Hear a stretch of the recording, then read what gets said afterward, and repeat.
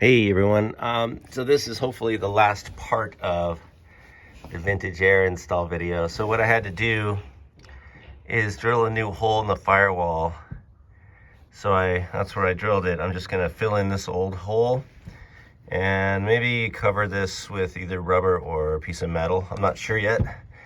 I can always swap it out later and update it, but for right now, I had to move it. I had to move the hole down because that would not go up any farther. You see the distance?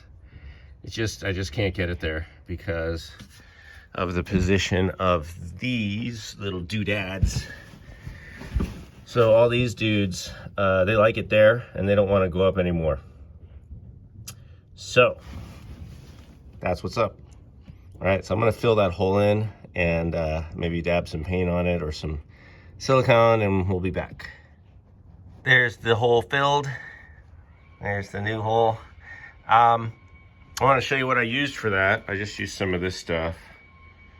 I love this stuff. Now you could fill a hole like that in a fiberglass car firewall with short strand, or, well, I would do short strand reinforced Bondo, tiger hair, sometimes it's known as, although I think that's the long strand. But this stuff, if you can get to both sides of it and kind of smush it in the hole, it works really well.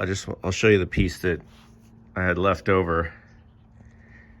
Will I show it to you? This stuff,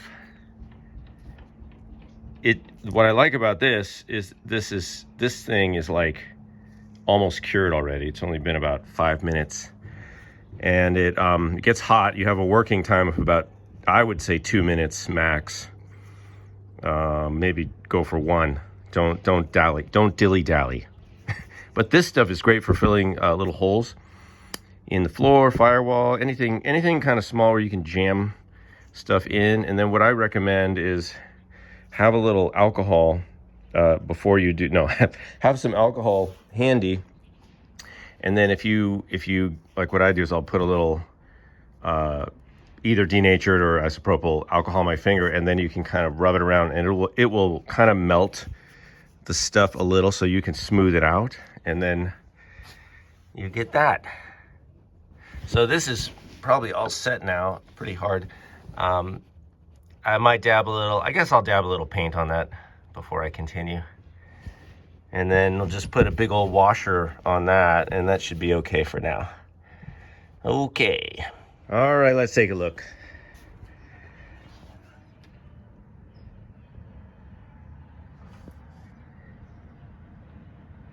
That is a little piece of rubber washer I stuck behind the other washer, just to get it to be kind of flat. I think it looks okay. I don't think I'm gonna get too harshly judged by the engine bay lookers at car meetups. Hopefully not. That would be so embarrassing. So that's in. These are all in. At this point, it's solid. It's super, like, you can't even move it. It's very solidly attached to the car. I love my drain position. I think it's groovy. And I do have just that little bit of slope down that they asked for. All right, next, let's get some hoses out. And what I'm gonna do is I'm gonna loosen all of this stuff in the front because I wanna double check.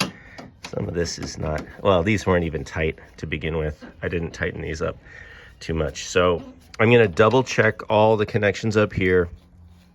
Gonna loosen this stuff up, make sure it's all good.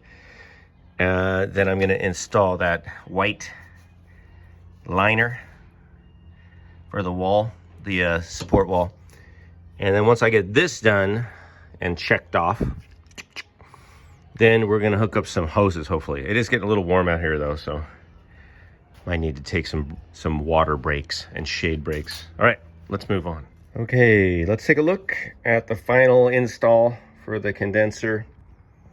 I had to buy these bolts. Just go to the hardware store, get different lengths. I think I got 1 1/4, 1 1/2 ish lengths. Put some lock washers and nuts on the other side. This one, I think I had to go with a 2-inch. It's deeper, so just get as close as you can. So I went ahead and checked all these connections, tightened them up. Don't forget to tighten the dryer lock nut. And the last thing I did, well, I also checked, make sure all these screws are tight, because I kept all this stuff loose while getting the lines installed. And the last thing is I put in self-drilling screws, sheet metal screws, one on each side. I'm really happy with the way this is in here. However, there's one thing down here. This got a little, the frame, the bracket for the condenser got a little tweaked. So now if I bang on that, this part down here, I know it's hard to see, but it's kind of rattly, so I'll have to put something in there so it doesn't rattle. This stuff worked okay in the front part. I recommend heating it with a heat gun. That's what I did, and it makes it a lot easier because I snapped one in half earlier. So heat this stuff up, put it in. I made it too short, but I put in a little filler piece right there, 2 teeth. Anyway, and then on the back side, it didn't fit.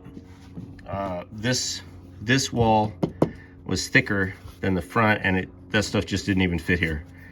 So again, I don't know, vintage air, or maybe it's just my Corvette. But I'm just gonna leave these as they are. I can put maybe a piece of rubber or something, like a piece of hose around here where it's rubbing. The top one doesn't rub, just the bottom one a little bit. So I'll deal with that later. The next step for me is to, today anyways, just hook up the lines that go to the compressor, and then the lines that go in and out of the firewall. I still need to buy heater hose, so I'm not doing that today. And I have to buy a new belt because the original one's not long enough. Would you look at that? I owe the folks at Vintage Air an apology because I thought there was no mineral oil in my set of stuff. But I just found it in the hoses, in the big hose bag. I figured since these go on later, they would have put the mineral oil in the things that you actually put on first, but that's not the case. So when you get your Vintage Air stuff, you guys, unbox everything and lay it all out and look at it, because you probably have them. So I have the O-rings here. I'm inside in the laundry room because the gardeners are outside blowing all kinds of crap around.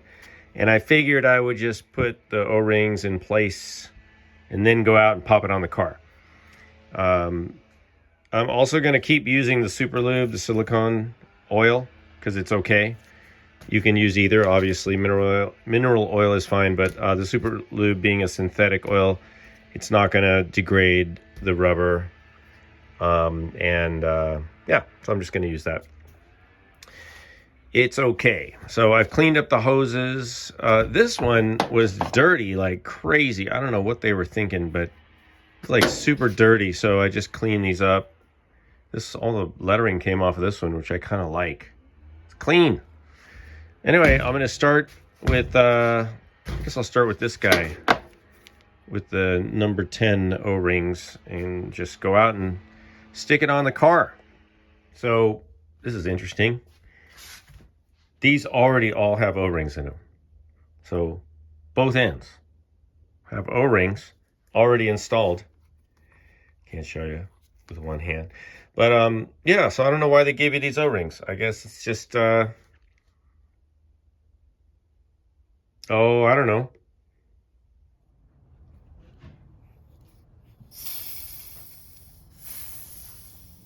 Nitrogen gas coming out.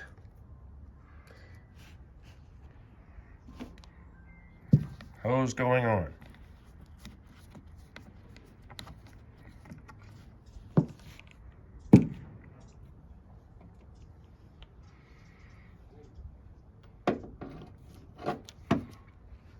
O-rings in there, yep. Gentle. Woo, smooth. Yeah, baby.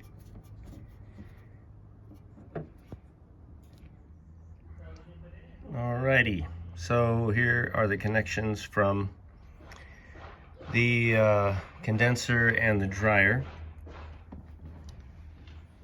One goes to the compressor, or from the compressor, and then one goes to the inside, and then one goes from the, I believe this is the out, and that goes all the way over here. Doesn't really matter where it goes. This is yeah, this is, oh, maybe that's the return. That's probably the return for the coolant.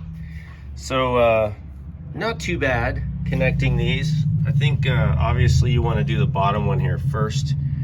I had to kind of, I still feel like, and I mentioned this early, this piece does not extend as far out, so I'm a little concerned about that. I don't know why, maybe it's just the one I have, but those I believe should be, you know, more like next to each other, but whatever. I mean, as long as it works. There's a little bit of wiggle room in here. You can move these a little. This one not so much, but the lower one you can. And now all I have left to do to complete at least hooking up the hoses is I need to get some heater hose, and I need to find out the size, because somebody on the forum said that there's two different sizes, like one for the in and one for the out, but this, on this system, they're both the same size. So in other words, Vintage Air, they're two identical size hoses, but whether they are identical going into the intake or coming from the water pump, I don't know. I've got to check that out. All right, well, that concludes this video. I'll update you guys as I make progress. The next big goal, once all these hoses are connected, is to get the car to start. And for that, I'm going to install the steering wheel, because I want to have the dash, I want to have all the wiring set up. So I may have to install the driver's side dash, at least just the wiring part. I don't know, we'll see. Thanks for watching. Hope it's been helpful.